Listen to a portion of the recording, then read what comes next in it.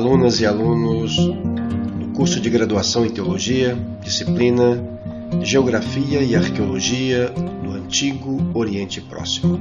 Eu sou o professor Gilmar Vargas e a partir de agora embarcamos nessa aventura cultural e acadêmica.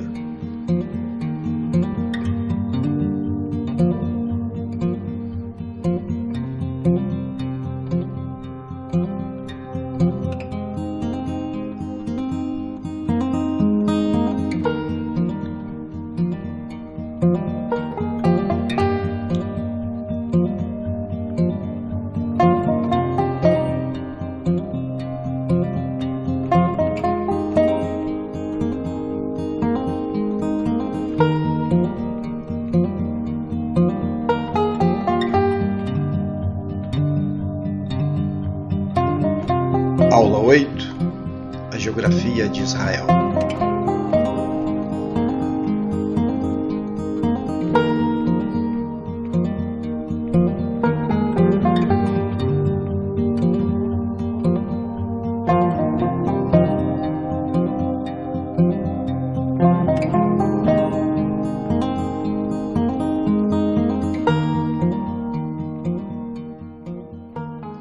Na última aula fizemos uma caminhada de 40 anos no deserto através da geografia do êxodo do povo de Israel do Egito. Nesta aula vamos entrar na terra de Canaã e conhecer as principais características geográficas encontradas pelo povo de Israel. Veremos como Canaã estava dividida entre os diversos povos que lá habitavam e como ficou dividida entre as tribos de Israel que a conquistaram.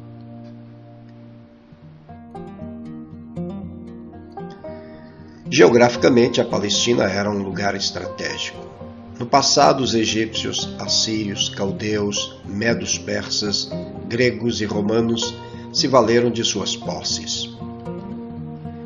Ninguém podia se aproximar de Israel pelo mar. Herodes o Grande construiu Cesareia e preparou um porto. O embarque e desembarque tinha que ser feito por pequenos botes. O mar Mediterrâneo, em suas costas, tem pouca profundidade, isso dificultava qualquer embarcação que quisesse invadir Israel pelo mar.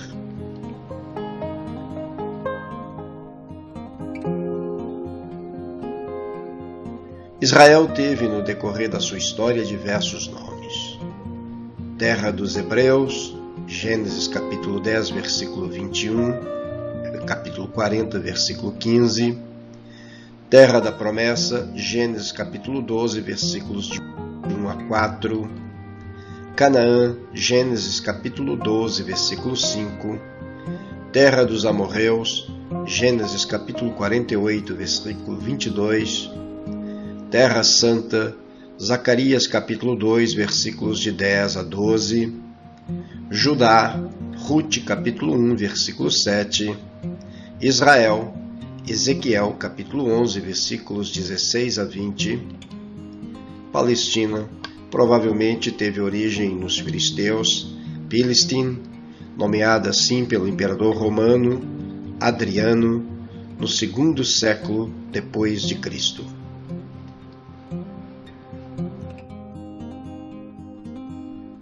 Os limites geográficos de Israel nos tempos bíblicos são os seguintes.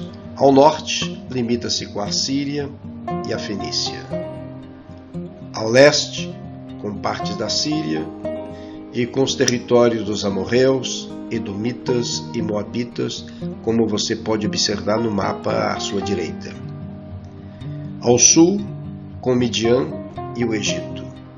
A oeste, com o mar Mediterrâneo. Em determinados momentos da história israelita, esses limites sofreram alterações.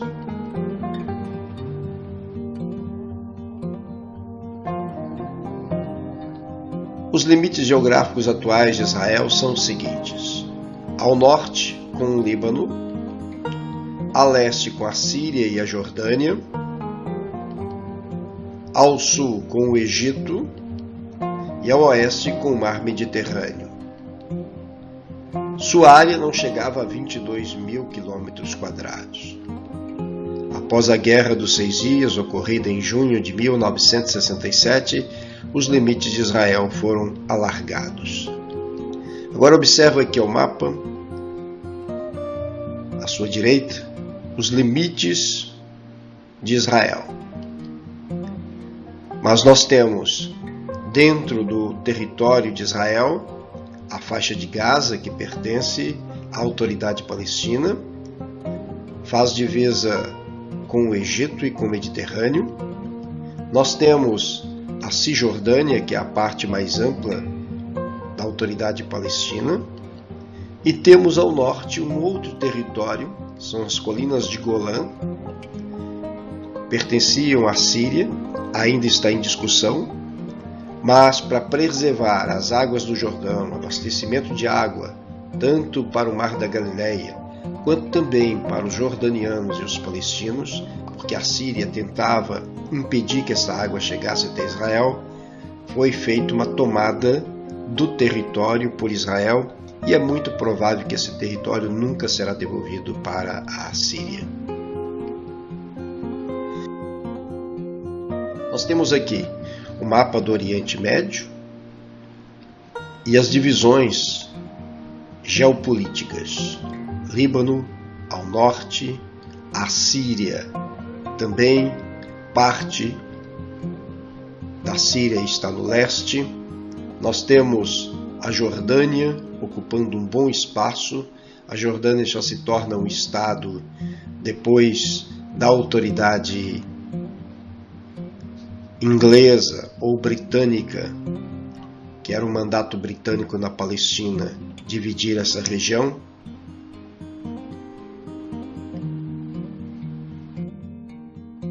Vamos ver agora por um outro ângulo.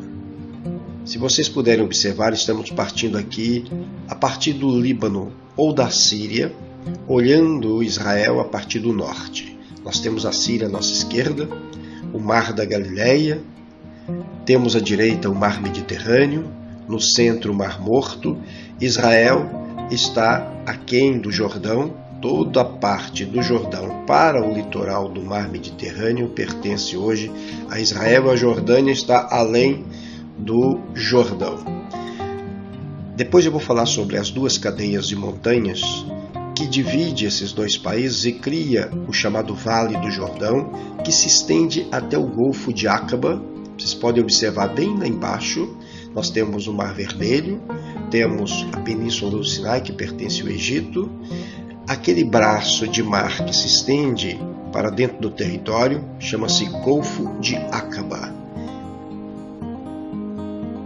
Vamos ver por um outro. Agora vamos partir do sul, como se nós estivéssemos subindo pela Arábia Saudita. Vamos encontrar a Península do Sinai, no Egito, a Arábia Saudita, como nós falamos, estamos indo do sul para o norte, a Jordânia à nossa direita, o Mar Morto, Israel, a faixa de Gaza. Vocês viram isso no mapa que mostrei sobre a Autoridade Palestina, o Mar Mediterrâneo, o Líbano, o Mar da Galileia e a Síria. Israel não é um estado muito grande, mas é muito complexo.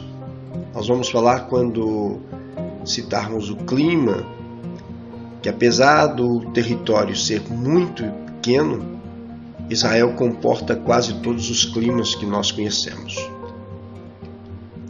Vamos ver agora por um outro ângulo. Eu estou olhando a partir da Jordânia para Israel. Nós temos aqui uma cadeia de montanhas no sul, as cadeias de Moabe, de Edom, mas essa cadeia faz parte de um complexo que vem desde o Líbano, que é chamado de Antilíbano. Do outro lado do Jordão nós temos as montanhas do Líbano. Então Israel, o Mar da Galileia, o Líbano. Vemos lá no finalzinho a Europa, o Egito à esquerda, já é África. Então nós temos aqui o encontro de três continentes.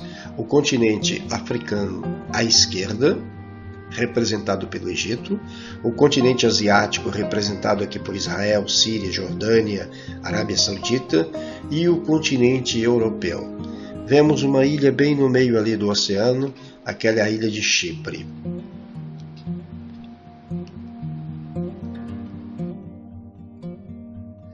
Vamos falar um pouco sobre o relevo de Israel, os montes de Israel.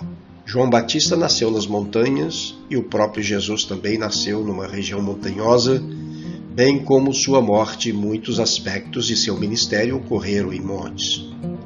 A própria Bíblia chama a terra de Canaã de terra de montes e vales. Deuteronômio no capítulo 11, versículo 11, mas a terra que passais a possuir é terra de montes e de vales, que bebe a água das chuvas dos céus.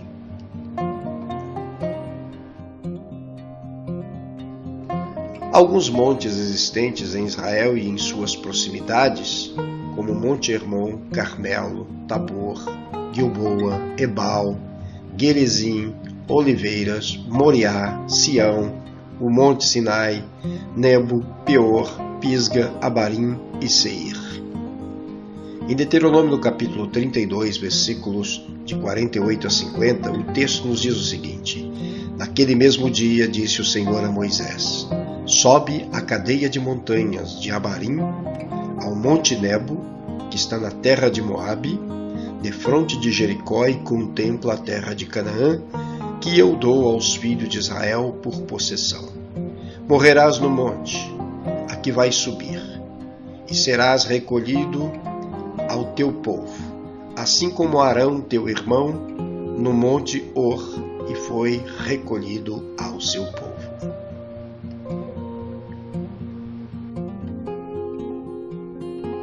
A terra de Canaã é montanhosa desde o norte até o sul. A importância dos montes da Bíblia é muito grande. Para se entender claramente o sistema orográfico da Palestina, é preciso começar pelo norte, isto é, pelo Líbano e Síria, fora, portanto, dos territórios de Israel. Começando por duas cadeias de montanhas muito importantes, do Líbano e do Antilíbano, que corre paralelamente ao Líbano. O nome Líbano, que quer dizer branco por causa da neve que cobre os seus picos o ano todo. Jeremias nos fala sobre isso no capítulo 18, versículo 14.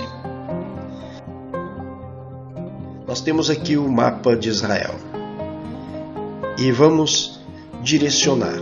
Se você puder observar a parte superior, a partir do Mar da Galileia, um pouco mais acima, descendo aqui para o sul, nós vamos encontrar o Mar Morto. Vamos separar os dois lados, a esquerda e a direita. À esquerda nós temos a cadeia de montanhas, que é chamado de Cordilheira Líbano. É claro que nós temos muitos montes que serão nomeados aqui nessa cadeia de montanhas. E à direita nós temos uma outra cadeia de montanhas chamada Antilíbano. E a Jordânia está nesta área do Antilíbano. No meio nós temos o chamado Vale do Jordão. Agora podemos ter aqui uma pequena ideia. Nós vemos aqui à esquerda uma cadeia de montanhas, bem mais à esquerda, chamado nível do mar Mediterrâneo, e essa cadeia de montanha vai subindo a ponto de Jerusalém ficar a aproximadamente 774 metros acima do nível do mar. Aí nós temos um declive muito grande, que é o Mar Morto. O Mar Morto, ele fica mais ou menos 397 metros abaixo do nível do mar, mas devido à evaporação em determinados períodos a 400 metros abaixo do nível do mar. Olhando aqui para a nossa direita, nós temos Amã, que é a capital, lá bem na direita, a capital da Jordânia, fica a uma altitude de 1.076 metros acima do nível do mar. Esses são os planaltos orientais da Transjordânia, que faz parte da cadeia de montanhas do Antilíbano. Vamos ver por um outro ângulo. Agora estamos olhando aqui a partir do Monte Hermon. O Monte Hermon é onde nasce, aqui à minha direita, o Jordão, onde surgem as fontes para o Rio Jordão, e para outros rios também, que fica a 2.814 metros acima do nível do mar. Então, veja como o Jordão ele corre num declive total, e vamos falar disso mais à frente. Pode ver aqui alguns montes que estão acima do nível do mar.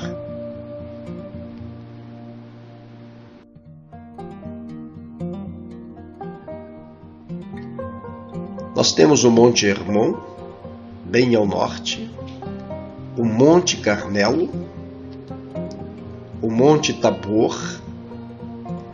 Eu estou citando esses montes porque são aqueles mais conhecidos no texto bíblico.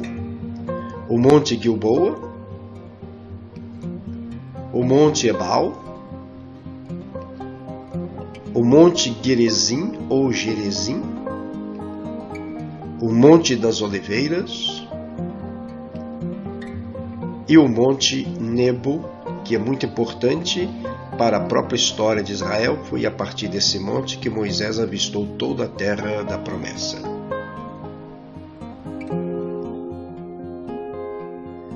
Vamos falar agora sobre o Monte Hermon.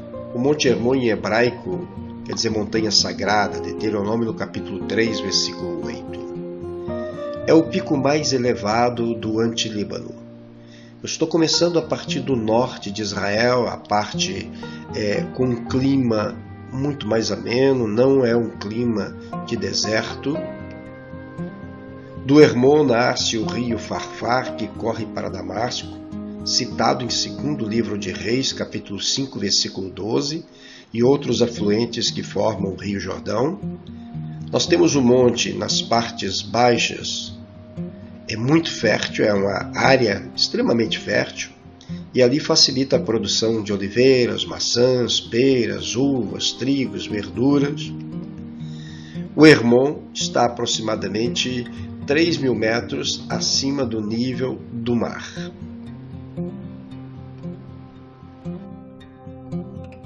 Daqui nós podemos observar o norte de Israel, a parte da Galileia para cima, como as montanhas do Hermon, mesmo no verão, podemos ter neve nessas montanhas.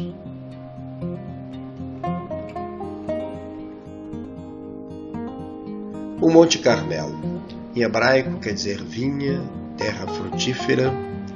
A altitude é de 575 metros. Quando eu falo sobre altitude, eu estou falando sempre a partir do nível do mar. Este monte está em Samaria, ao lado leste de Esdrealon e ao sul de Daron. O ar do cume do Carmelo ele é puríssimo. Grande número de cavernas aparecem no monte. Amós, inclusive, cita isso em Amós 9, 3. Do Carmelo se tem uma vista panorâmica do Mediterrâneo, Líbano, toda a Galileia, Vale de Jezreel e Saron. Isaías, no capítulo 35, versículo 2. Vamos ver, então, o que se observa a partir do Monte Carmelo. Essa é a visão que se tem do Monte Carmelo.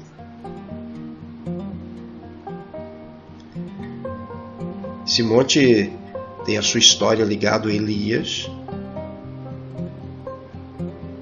quando enfrentou os profetas de Baal e do poste ídolo de Jezabel, período do rei Acabe.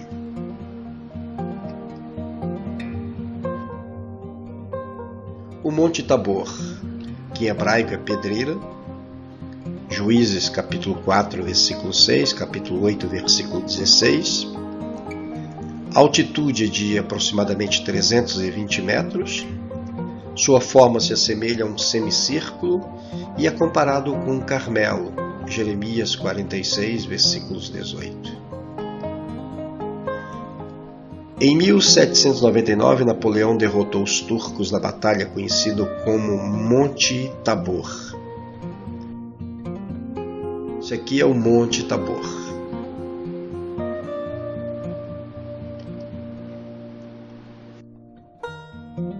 Monte Gilboa ou Gilboa, que em hebraico quer dizer fonte borbulhante. Tem 543 metros e está localizado na região de Samaria, 1 Samuel capítulo 31, versículo 8. É um monte sem vegetação no seu cume. E nesse monte os filisteus derrotaram Israel. Saul morreu com um dos seus filhos, Jonatas. 1 Samuel capítulo 31 relata essa batalha. Por causa dessa batalha e morte de Saul e Jonatas, Davi amaldiçoou os montes de Gilboa.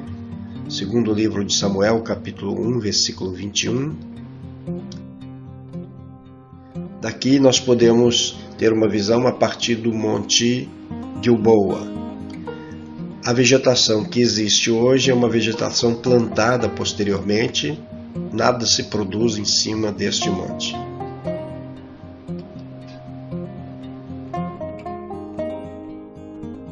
O monte Gerizim ou Gerizim e o monte Ebal, que em hebraico é terra fértil, pedra, Deuteronômio capítulo 11, versículo 29.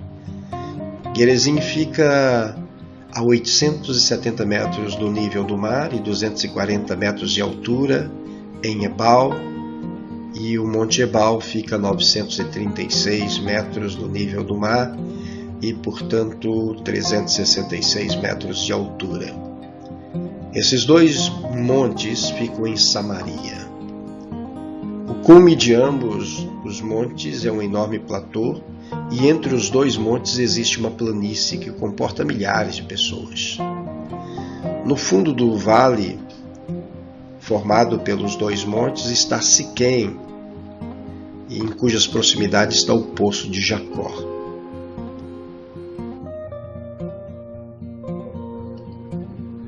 Moisés ordenou que, após os israelitas atravessarem o rio Jordão, deveriam ir aos montes Ebal e Gerizim, e que permanecessem nas encostas do monte Gerizim, pronunciando as bênçãos para aqueles que guardassem a lei de Deus. Deuteronômio no capítulo 11, versículo 29, capítulo 27, versículos de 11 a 13. Depois que os israelitas invadiram Canaã, cumpriram essa ordem de Moisés. Josué capítulo 8, versículos 30 a 35. O monte Gerizim era considerado sagrado pelos samaritanos. Quando os judeus regressaram do exílio, os samaritanos construíram aí um templo. Vamos observar agora os dois montes.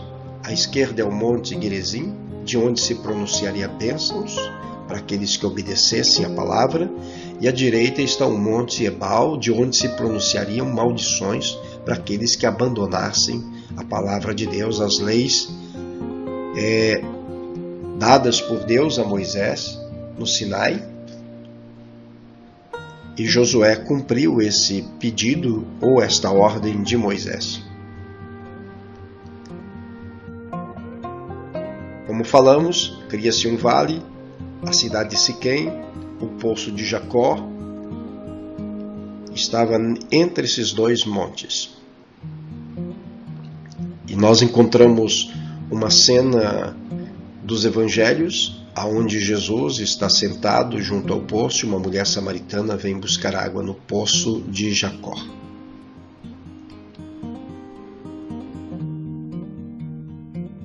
O Monte das Oliveiras. O Monte das Oliveiras é separado do Monte Moriá pelo Vale de Cedron. Mateus capítulo 24, versículo 3, Atos capítulo 1, versículo 12.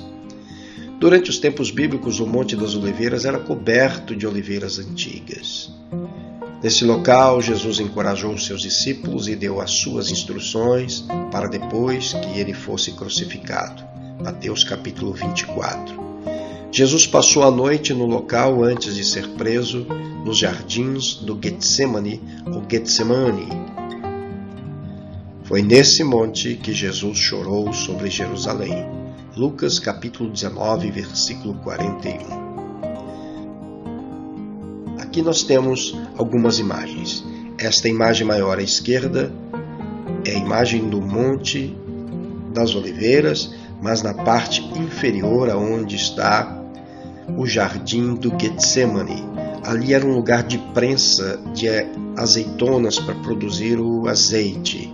E nós temos na parte superior uma visão a partir do Monte das Oliveiras, na primeira imagem à direita, dos muros de Jerusalém. Nós estamos aqui olhando do jardim do Getsêmani para Jerusalém. Agora, esta outra visão é a partir da segunda imagem, de cima para baixo. Nós temos uma visão do cimo ou do cume do Monte das Oliveiras, olhando para Jerusalém. E agora estamos em Jerusalém, a partir dos muros, olhando para o Monte das Oliveiras.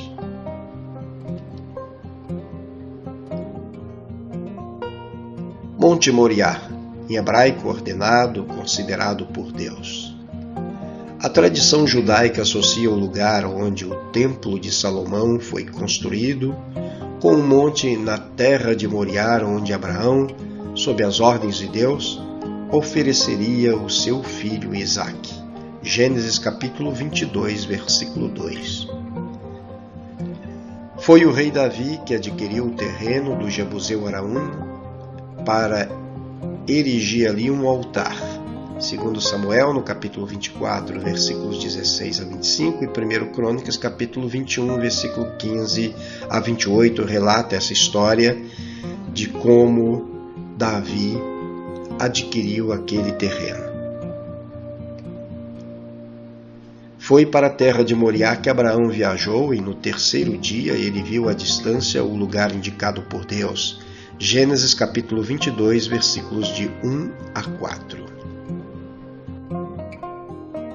Aqui nós podemos perceber uma eira.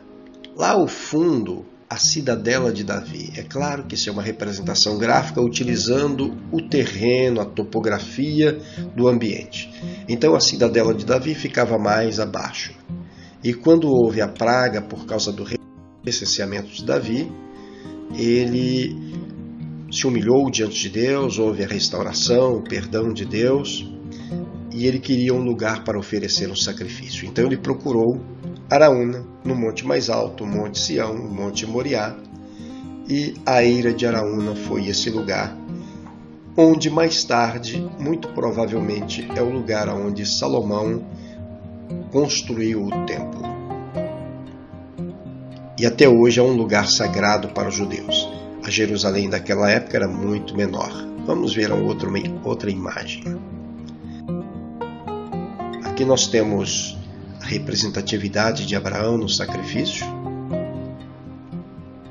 onde Salomão também construiu o primeiro templo. Aquele é o primeiro templo. A imagem do meio é a Jerusalém da época de Jesus, e o templo que está ali erigido não é mais o templo de Salomão, é chamado pelos judeus, e o segundo templo é o templo restaurado por Herodes, o Grande. E a última imagem abaixo, nós temos o Domo da Rocha. Não é a mesquita de Omar e nem a de Al-Aqsa. A de Al-Aqsa fica à esquerda desta imagem, que não aparece, e a mesquita de Omar, uma mesquita menor e fora do complexo do Monte do Templo.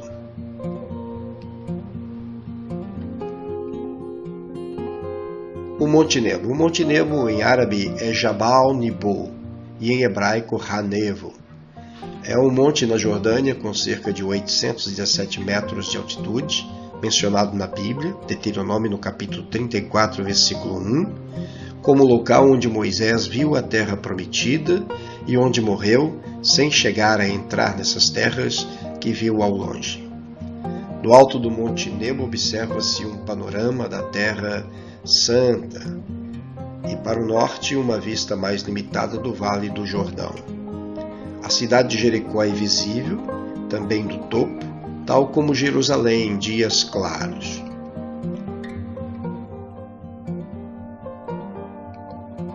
De acordo com 2 Macabeus, seria o lugar onde o profeta Jeremias teria escondido a Arca da Aliança.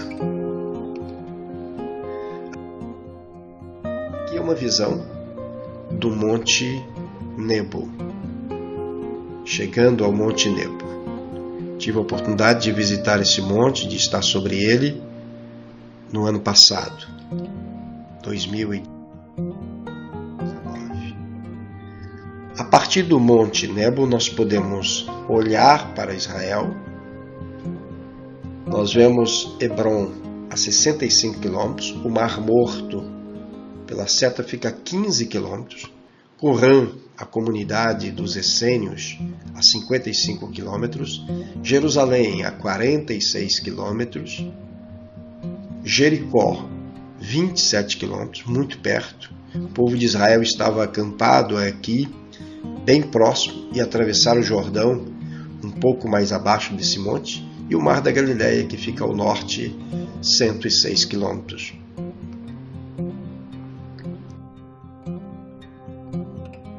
Planícies e vales. Israel também é uma terra de planícies e vales. A planície de Aco, a planície de Saron. Os textos bíblicos, depois vocês podem comparar com a Bíblia. A planície de Jezreel, o Esdraelon, o Armagedon. Planície da Filistia, entre Jope e Gaza. A planície de Cefelá. E ainda outras como planície de Jericó, Dotã, Moabe, Genezaré. Aqui nós temos o mapa e a indicação dos lugares das planícies. Planície de Aco, Assé, planície do Vale de Jezreel, o Esdraelon, planície de Saron, planície da costa filisteia, Cefelá e o deserto do Neguev.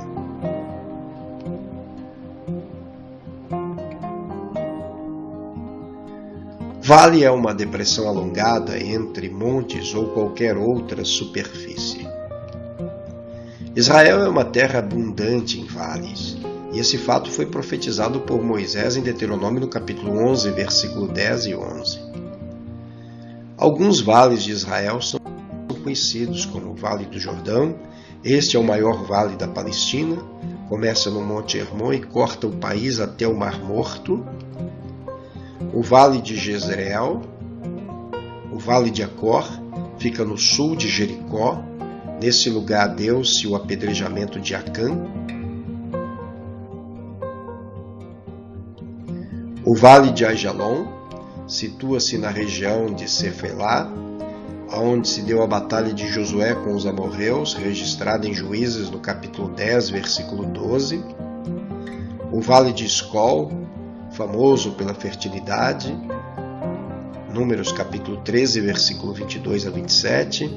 O Vale de Sidim, Gênesis 14, de 3 a 10. É provável que esse vale estava localizado onde hoje se encontra o Mar Morto ou nas suas proximidades. O Vale de Siquém, situado no centro de Canaã, entre os montes Gerizim ao sul e Ebal ao norte. Essa é a visão que nós temos aqui dos vales.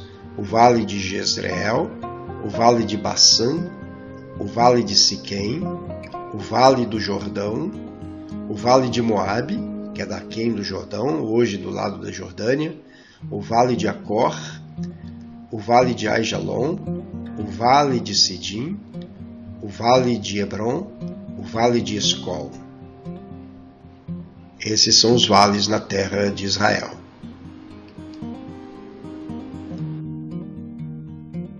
Os desertos de Israel. O vocábulo deserto é encontrado pelo menos 358 vezes em toda a Bíblia. Esse é um termo derivado do substantivo hebraico midbar. Atualmente o termo designa regiões escassas de precipitações, isto é, de chuvas, e nas quais a cobertura vegetal é praticamente nula ou reduzida, algumas plantas isoladas. Os desertos mais conhecidos da Palestina são Shur ou Etam, entre a Palestina e o Egito, Sim, que é um prolongamento de Shur,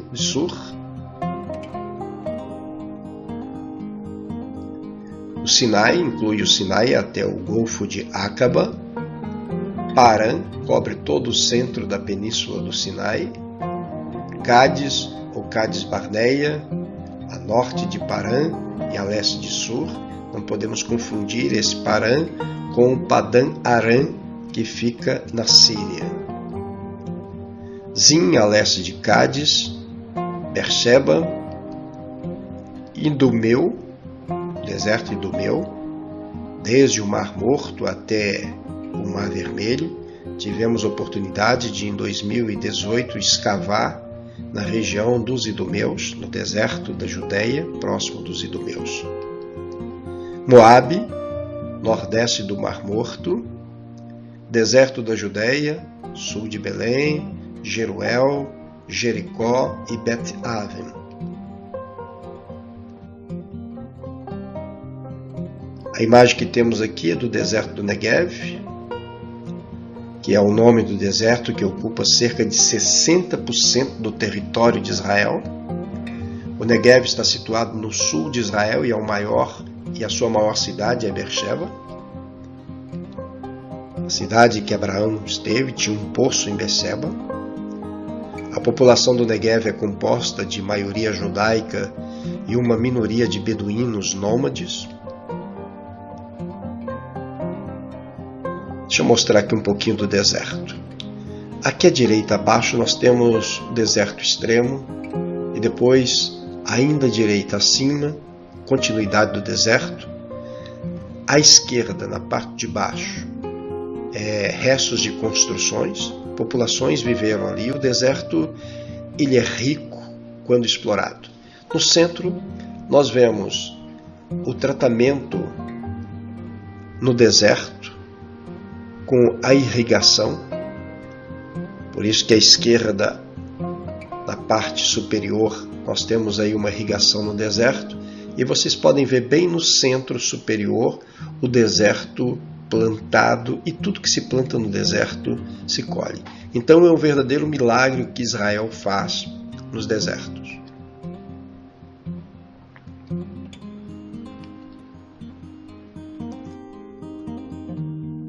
A hidrografia de Israel.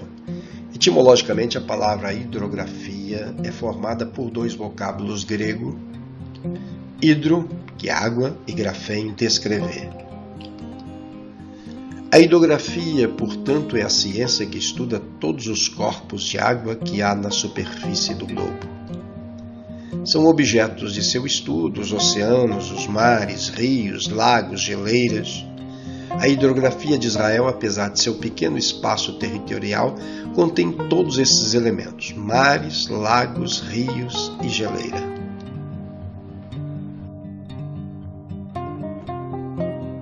Para os hebreus, o mar compreendia qualquer massa de água.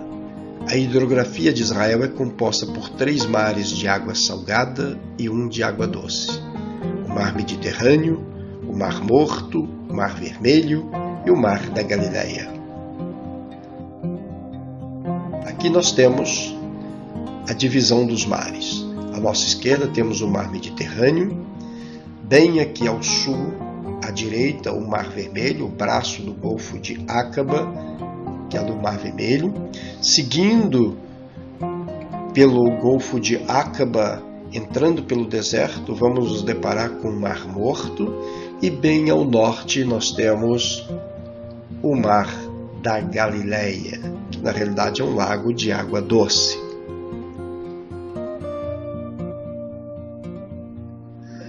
O Mediterrâneo aparece na Bíblia com outros nomes, como Mar Grande, Mar Ocidental, Mar dos Filisteus e Mar de Jafa.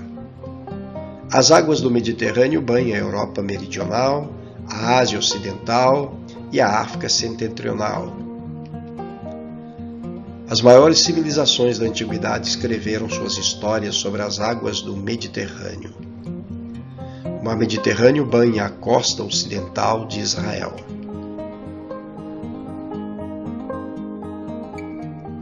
O Mediterrâneo não era muito usado pelos judeus como via de transporte, com exceção de Jope, seu único porto. Através do Mediterrâneo, Salomão recebeu cedros do Líbano para a construção do templo. Foi neste mar que Jonas foi engolido por um grande peixe.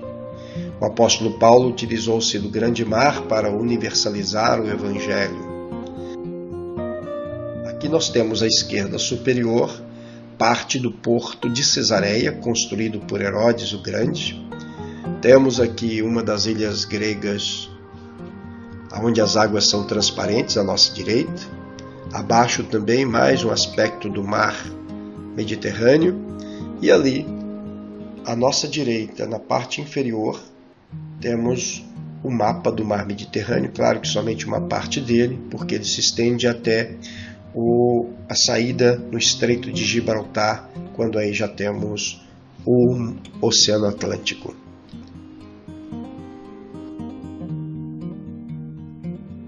O Mar Morto, localizado na foz do Rio Jordão, entre os montes de Judá e Moabe, o Mar Morto constitui a maior depressão da Terra.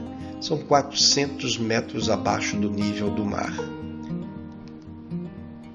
O Mar Morto já teve mais de 80 quilômetros de comprimento e 17 de largura, ocupando uma área de aproximadamente 1.020 quilômetros quadrados.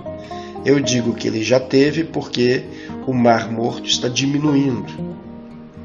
Inclusive, há um projeto de Israel de trazer água do Golfo de Aqaba para salvar o Mar Morto. O Mar Morto não é conhecido por esse nome nas escrituras hebraicas. Por causa da sua alta densidade de sal, é chamado de Mar Salgado. Josué capítulo 3, versículo 16. O Mar Morto também é chamado por outros nomes: Mar de Arabá, Mar Oriental e Mar de Sal. No espaço ocupado pelo Mar Morto ficavam provavelmente as cidades de Sodoma e Gomorra. A comunidade dos essênios localiza-se nas suas proximidades. Aqui nós temos algumas curiosidades acerca do Mar Morto. As águas são transparentes, as pessoas flutuam por causa da densidade de sal. Nós temos alguns hotéis às margens do Mar Morto. Observamos que à esquerda só temos montanhas na imagem inferior à direita. E agora eu estou ali com as mãos cheias de sal. Quando você entra no Mar Morto, você precisa entrar calçado, porque pode machucar. É muito sal e são pedras grandes de sal.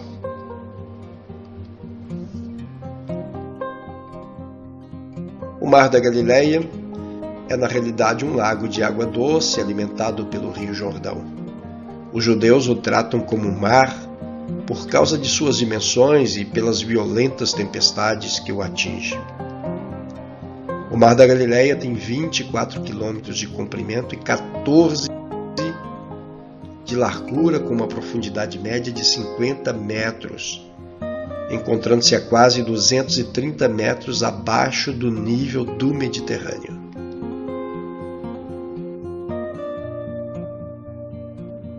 No Novo Testamento, o Mar da Galileia recebe vários nomes: o Mar da Galileia, Mar de Quinerete, Mar de Tiberíades e Lago de Genezaré. Em sua margem oriental encontram-se altas montanhas e no lado ocidental acham-se férteis planícies e importantes cidades como Genezaré, Betsaida, Tiberíades, Cafarnaum, Corazim e Magdala.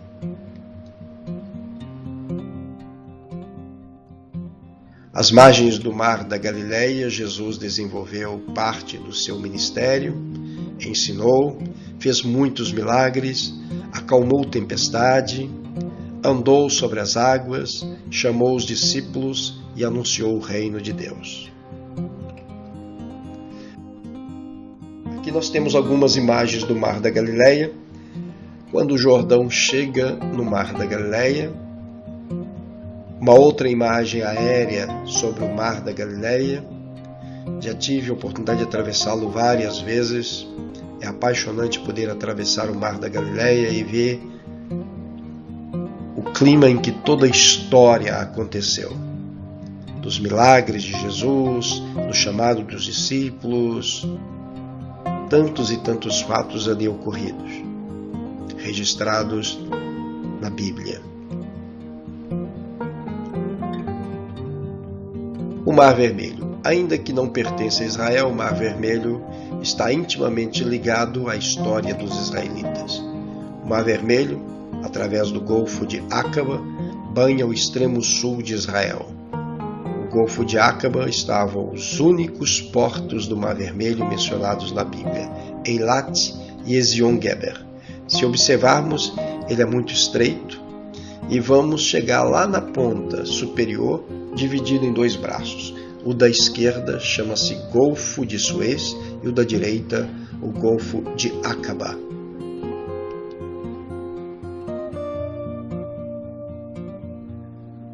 Os rios de Israel. O sistema hídrico de Israel é formado por alguns dos rios principais com considerável volume de água e outros que são rios somente quando chove ou no período das chuvas. Portanto, grande parte dos rios são sazonais, são transitáveis como estradas durante boa parte do ano. Grande parte do território da Palestina é deserto.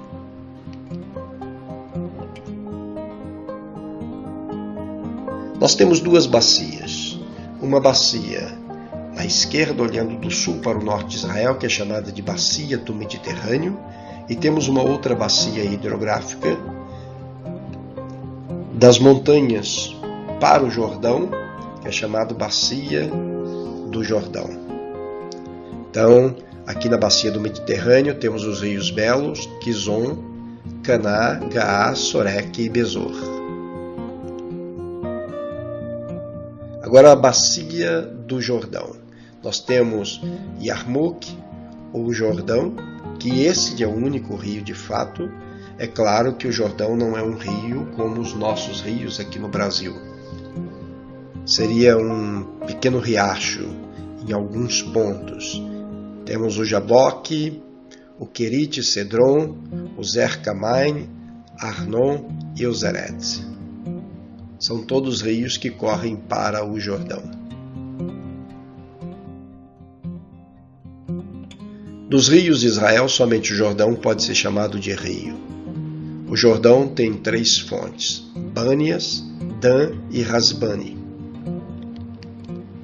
O Jordão em hebraico significa declive, aquele que desce. E eu vou mostrar para vocês a razão desse nome. Esse rio começa sua jornada no Monte Hermon, no outeiro de Mizar, nas colinas do Golã, a área que pertencia à Síria.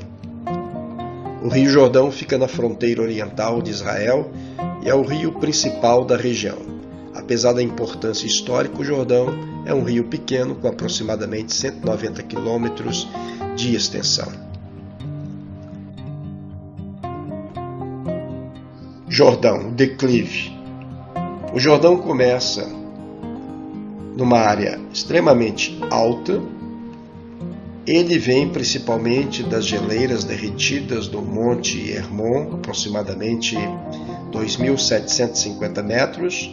Quando nós falamos 3.000 metros numa citação anterior, é exatamente por causa do nível do mar. E aqui nós temos o Jordão tem uma extensão de 190 metros. Quando ele chega no primeiro lago, que é o Lago de Ul, o Lago de Ul está a 2 metros acima do nível do mar Mediterrâneo. Quando atinge o Mar da Galileia, que aqui na descrição do gráfico está como Lago de Genezaré, ele já está a 210 metros abaixo do nível do mar. E quando chega no Mar Morto, o Jordão deságua a 400 metros abaixo do nível do mar. Algumas imagens do Jordão nós vamos ver à frente. O Jordão tem profundidade máxima de 5,20 metros e a largura máxima de 18,30 metros. Ele nasce na encosta do Monte Hermon, atravessa o Lago de Ul e segue para o Mar da Galileia para desaguar no Mar Morto. Essa é uma das fontes que alimentam o Jordão. O Rio Jordão em si não tem nada de especial, exceto pelo fato de ter sido o cenário onde vários milagres aconteceram. O primeiro desafio de Josué para a conquista de Canaã era atravessar o Jordão no período das cheias. Séculos depois, o profeta Elias estava chegando ao fim do seu ministério quando caminhou com o discípulo Eliseu até a margem do Jordão e as águas se dividiram e eles passaram o rio a seco. Também foi no Jordão que Naamã, alto comandante sírio, foi curado de lepra após mergulhar em suas águas por ordem do profeta Eliseu.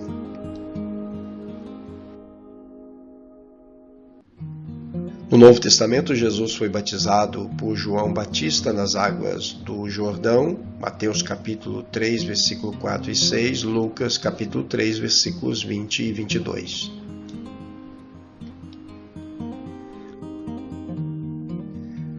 À esquerda nós temos uma imagem do Jordão bem no norte, as águas ainda são claras. Aonde está havendo o batismo chama-se Yardenitz, ali é um kibbutz, na Galileia. Agora a parte de baixo, onde as águas são mais turvas, nós estamos no lugar onde provavelmente Jesus foi batizado por João Batista, porque é bem próximo da região de Jericó, hoje é a divisa com a Jordânia. Inclusive, essa construção que nós temos aí pertence à Jordânia. Do lado de cá é Israel. É muito estreito entre Jordânia e Israel. Então aquela boiazinha que aparece ali, ela separa a Jordânia de Israel.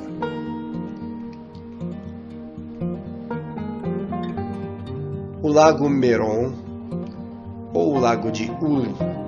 O Lago Merom é também conhecido como Águas de Merom. Josué, no capítulo 11, versículo 5, todos esses reis se juntaram, vieram e acamparam junto às águas de Merom para pelejarem contra Israel. Isso aqui é bem no norte de Israel, na Galileia, na Alta Galileia. Formado pelas águas do Jordão, e sua profundidade varia entre 3 a 4 metros. Merom fica a 20 quilômetros ao norte do Mar da Galileia. Aqui nós temos o Lago Merom.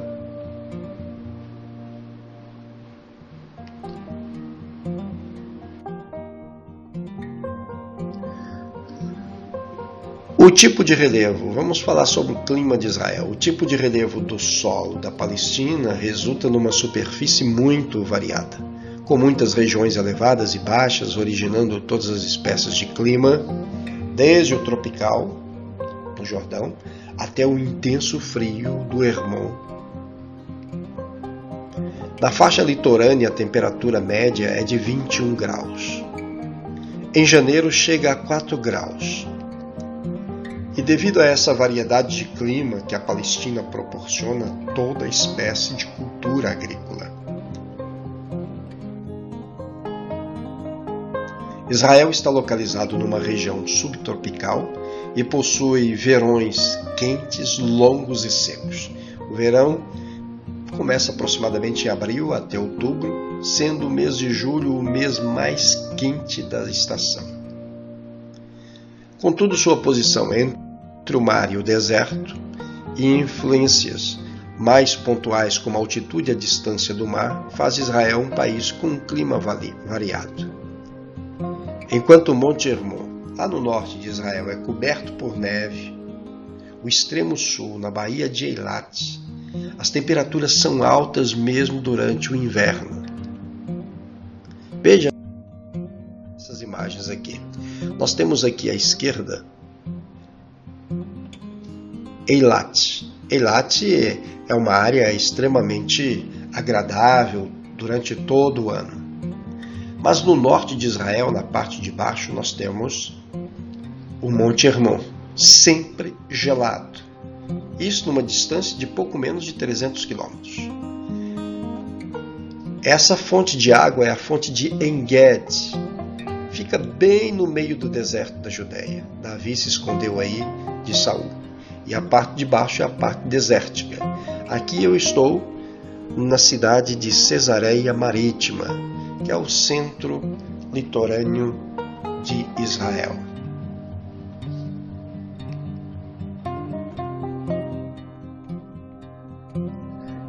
A divisão geopolítica de Israel desde os tempos bíblicos. Os distritos e províncias da Palestina. Nós temos ali a divisão da além do Jordão, porque na época de Jesus, onde hoje a Jordânia pertencia a todo Israel, porque o domínio era o domínio romano. A Itureia e Traconites, província ao nordeste da Galileia. Aí nós temos a Galileia, daquém do Jordão. A Petreia e Decápolis, além do Jordão. São terras do outro lado do Rio Jordão. Samaria é a província entre a Judéia e a Galileia. A Judéia, a região ao sul da Palestina. E a Idumeia, compreendida do Mar Morto ao Mar Vermelho. Herodes era idumeu. Seus antepassados viviam nessa região. As cidades conhecidas na Bíblia que já foram capitais de Israel. Nós temos Gilgal, na época de Josué, Gibeá, no tempo dos juízes, Jerusalém, a partir do rei Davi em diante. Seu antigo nome era Salém, Gênesis 14, 18, depois Jebus, Josué, capítulo 18, versículo 28, e por fim, Jerusalém. Primeiro nome citado na época de Abraão, quando vai trazer os dízimos a Melquisedeque, rei de Salém, rei de paz. Depois nós vamos encontrar Davi lutando contra os jebuseus e dominando a cidade de Jebus, que vai se tornar Jerusalém, a capital do reino do sul e do norte. Nos dias do Novo Testamento, a capital política da Judéia era Cesareia. Era a partir de Cesareia que o procurador romano governava. Mas Jerusalém era a capital religiosa. Mispa e Tiberíades foram capitais por pouco tempo durante o exílio babilônico e uma revolta em 135 d.C. com Bar Cokhba.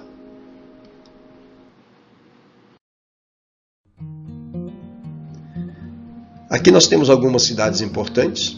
Essas aqui na realidade são ruínas próximo de Beersheba. Jericó, Hebron, Jope, Siquém, Samaria, Cesareia Marítima, Cesareia de Filipe, que fica bem no extremo norte de Israel, Tiberíades e Cafarnaum. Nós temos cidades visitadas por Jesus além de Jerusalém, Nazaré, Betânia, Caná, Sicar, Naim, Cafarnaum, Betsaida, Corazim, Tiro e Sidom, Cesareia de Filipe, Jericó, Betânia, Emaús.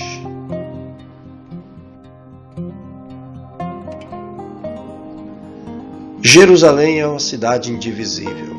Aqui à direita nós temos um mapa da cidade de Jerusalém, no período do Novo Testamento. Jesus não conheceu esse muro ali, a parte de cima, superior à minha esquerda. Fundada pelos hititas, os heteus, fica a 21 quilômetros a oeste do Mar Morto e a 51 a leste do Mediterrâneo. Nos tempos bíblicos tinha 5 bairros: Ofel, a sudeste, Moriá, a leste, Bezeta, ao norte, Acra, a noroeste e Sião, a sudeste.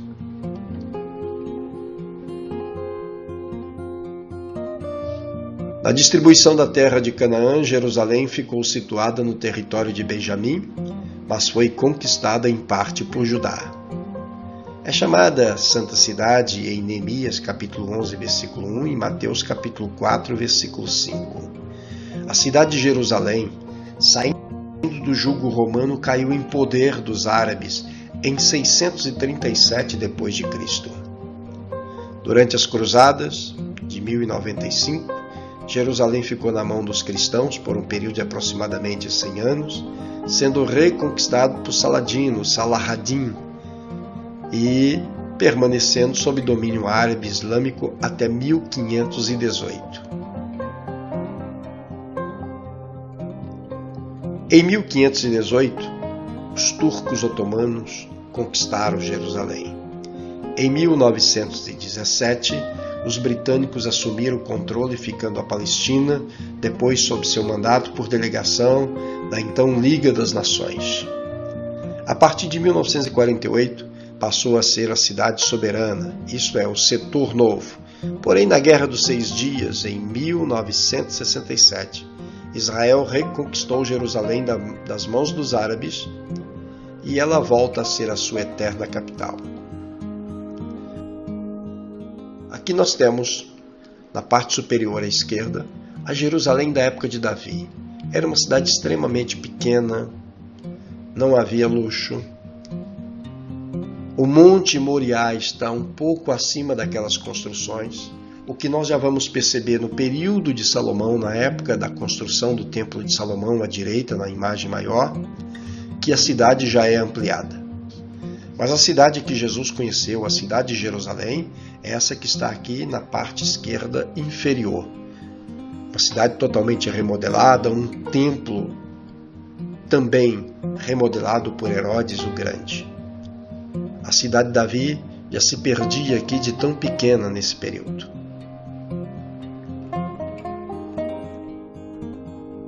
Aqui nós temos a celebração nos tempos de Jesus, quando as pessoas chegavam para as festas em Jerusalém. Era uma celebração constante. Mas no ano 70, devido a uma rebelião que começou no ano 66 depois de Cristo, com os grupos de zelotes, os exércitos romanos cercaram Jerusalém e no ano 70 o general Tito destrói a cidade e o templo. E em 1187, Jerusalém estava nas mãos dos cristãos cruzados e Saladino toma Jerusalém e há uma grande destruição por parte dessa conquista. Então a cidade foi diversas vezes atacada, os muros foram reconstruídos, mas a cidade sempre foi alvo de 3 grandes religiões: o judaísmo, o cristianismo e o islamismo. Aqui nós temos o Israel que retoma Jerusalém em 1967, depois de quase 2000 anos dominada por outros povos. Na imagem maior, essa foto maior, são soldados se posicionando no Monte das Oliveiras. No ano 70, a 10ª Legião Romana também ficou posicionada neste monte, e a 12ª Legião no Monte Scopus, onde hoje se encontra a Universidade Hebraica de Jerusalém. Na imagem menor, nós temos os soldados chegando no Monte do Templo e aqui celebrando a vitória. Israel havia dominado o Monte do Templo. O general comandante nessa época era o general Moshe Dayan.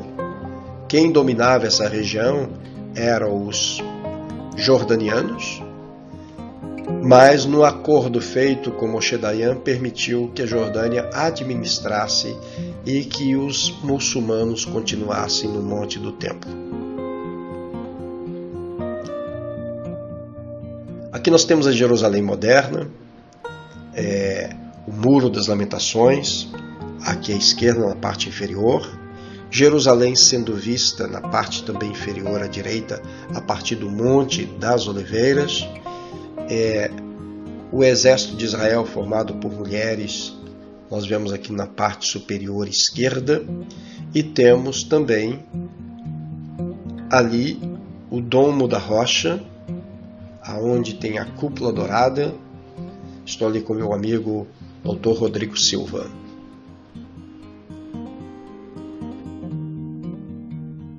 De novo nós vemos o Monte do Templo, aonde tem o Domo da Rocha e uma representação gráfica de como era o templo e o espaço que o templo ocupava nesse chamado Monte do Templo.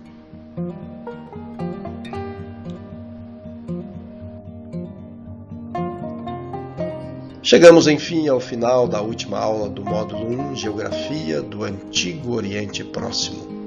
Foi uma longa jornada pela antiga Mesopotâmia, Egito e Canaã, que compõe o cenário do mundo bíblico antigo. Caminhamos através da geografia do ambiente onde Deus, em sua infinita graça, resolveu se revelar à criação. Na próxima aula, vamos avaliar um pouco do conhecimento adquirido por meio de um teste dissertativo baseado no conteúdo que vou disponibilizar na plataforma da FAICAD.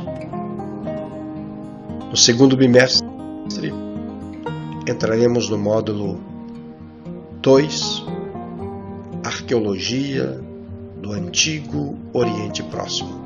Conhecemos o ambiente geográfico, agora vamos conhecer o que a arqueologia está construindo de história a partir dos seus achados.